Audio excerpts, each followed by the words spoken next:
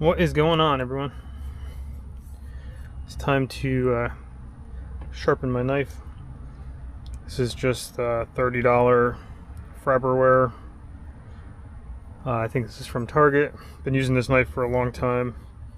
Just cheap, simple, works. Gonna try to go over some of the basics today. It's my Sharpening Glass 500. Haven't cleaned it in a while, but that's okay. It'll still work.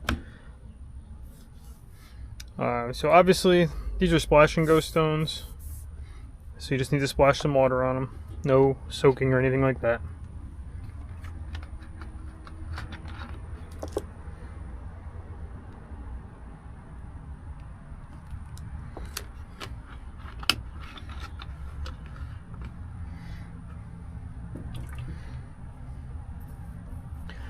A lot of people get really worried about finding and maintaining an angle when sharpening on a whetstone.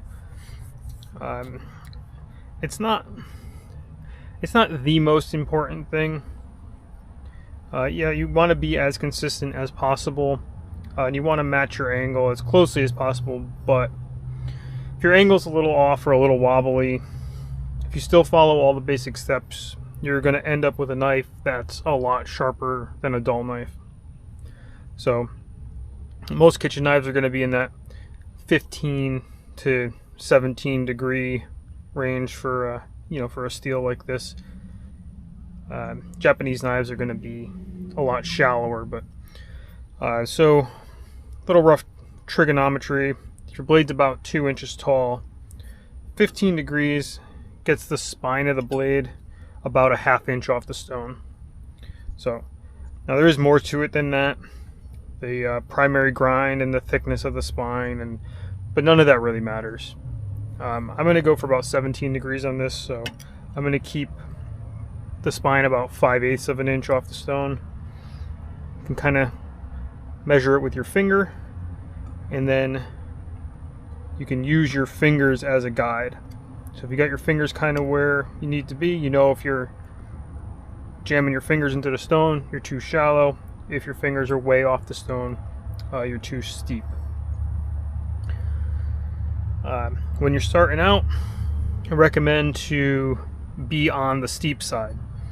If your knife is 15 degrees and you're sharpening somewhere between 12 and 15, it's going to take a very long time to fully apex the blade, because you're removing metal from the high side of the apex. If you're on the steep side, you're removing more metal from the bottom of the apex, and you'll create your new apex much faster. So while you're learning, a little steeper is going to help you out be a lot quicker. I also recommend, while you're learning, take the time to do individual strokes. As you get the muscle memory down, you'll be able to sharpen a lot faster. But if you're gonna just take your time, set your angle, get comfortable, make a pass. Repeat that. Get your angle,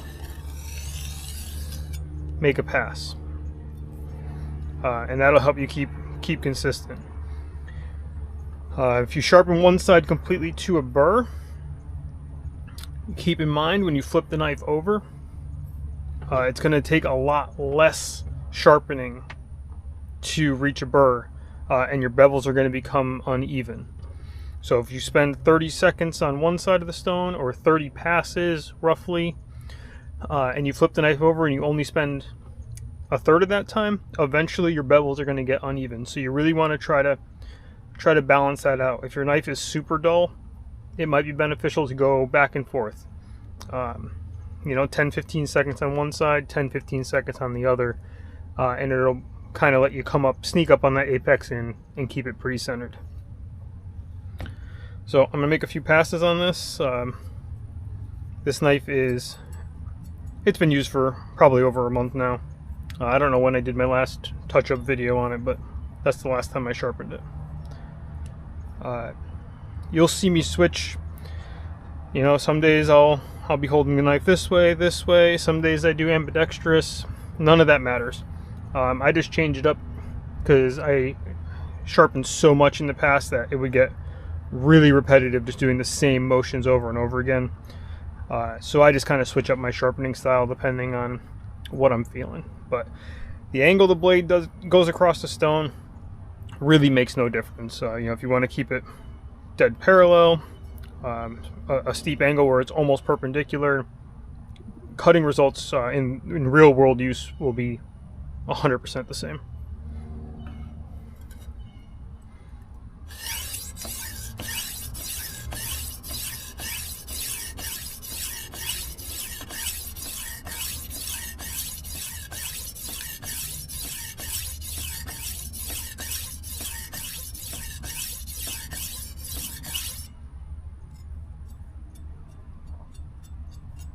I don't know if it'll pick it up.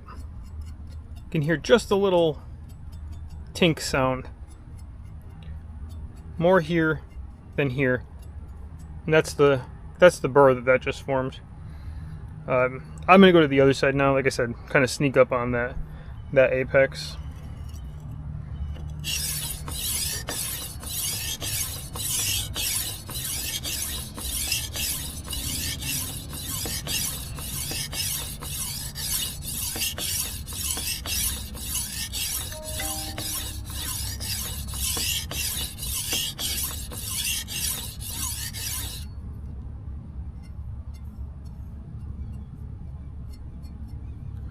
Okay, that gave a pretty nice burr across all of that side.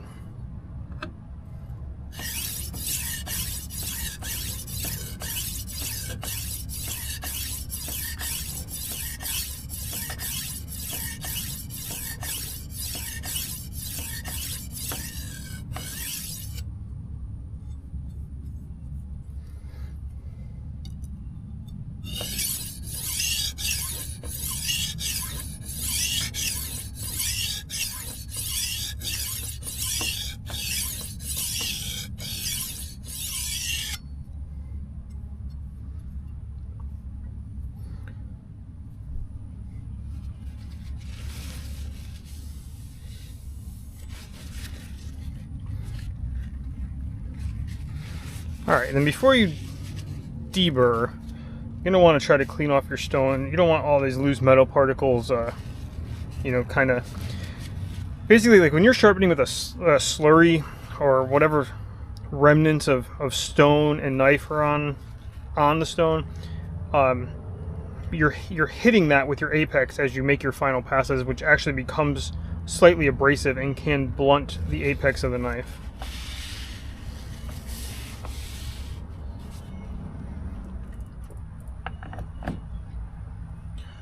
Okay, so just gave that a quick rinse. Burr's on this side right now.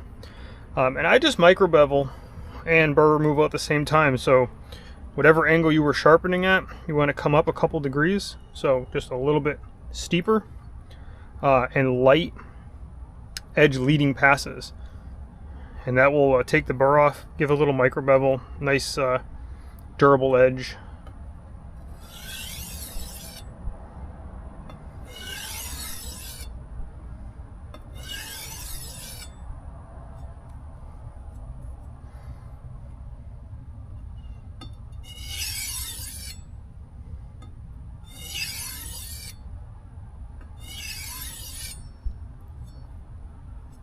And a knife like this, I micro bevel pretty steep, maybe 25 degrees, but it's, like I said, it's very, very light.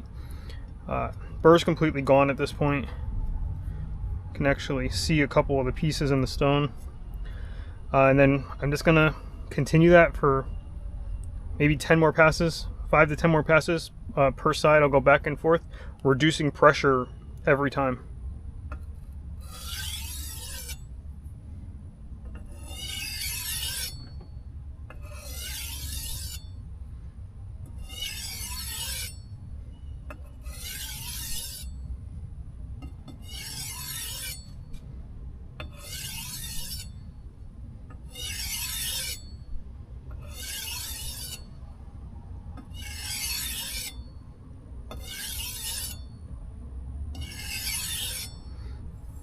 Okay, and those last passes were literally no weight putting down, just the weight of the knife on the stone. All right, so that's it. All sharpened up. Hopefully that helps you out. Thanks for watching.